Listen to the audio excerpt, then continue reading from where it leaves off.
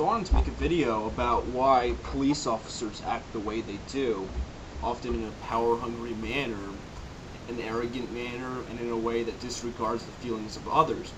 Now, I'm not going to say every single one is like that, but I'm also not going to say it's based on individual sadism and purposeful arrogance and nastiness and things like that.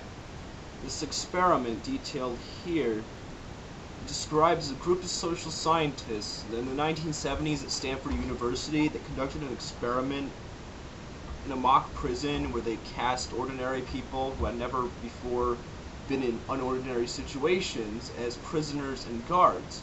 And this experiment was supposed to last for only 2 weeks.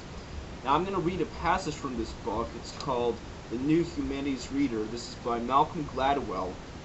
This section is called The Power of Context, and for the first time in a long time, it's actually something I enjoy from a high school or college class. We start reading now. The purpose of the experiment was to find out why prisons are such nasty places.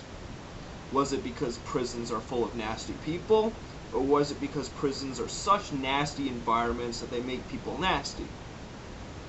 And the answer to that question is obviously the answer to the question posed by Bernie Goetz and the subway cleanup, referencing to the 1984 subway shooting of a bunch of thugs by an armed man after they threatened him, which is how much influence does immediate environment have on the way people behave. What Zimbardo found out shocked him. The guards, some of whom had previously identified themselves as pacifists, fell quickly into the role of hard-bitten disciplinarians. The first night they woke up the prisoners at 2 in the morning and made them do push-ups, line up against the wall, and perform other arbitrary tasks. On the morning of the second day, the prisoners rebelled. They ripped off their numbers and barricaded themselves in their cells. The guards responded by stripping them, spraying them with fire extinguishers, and throwing the leader of the rebellion into solitary confinement.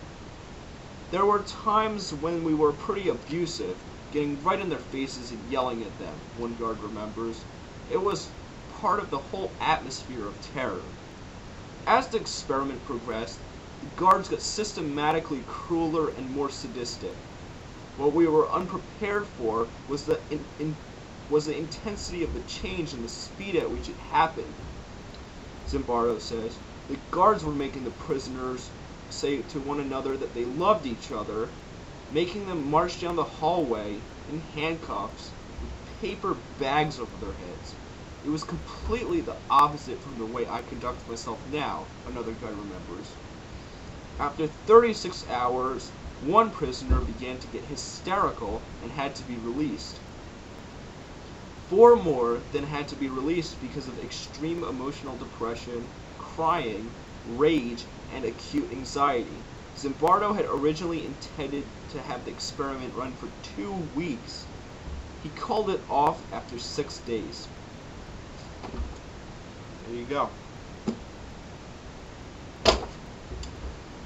And this could tie into a variety of situations, including mental hospitals where people are cornered, have no power over their lives, and are consistently treated poorly, and like little kids, if not animals in some cases. So no wonder why people go so crazy in those situations. But this also ties into the role of a police officer, who's supposed to enforce the law above everything else, and is supposed to be in a position of great authority.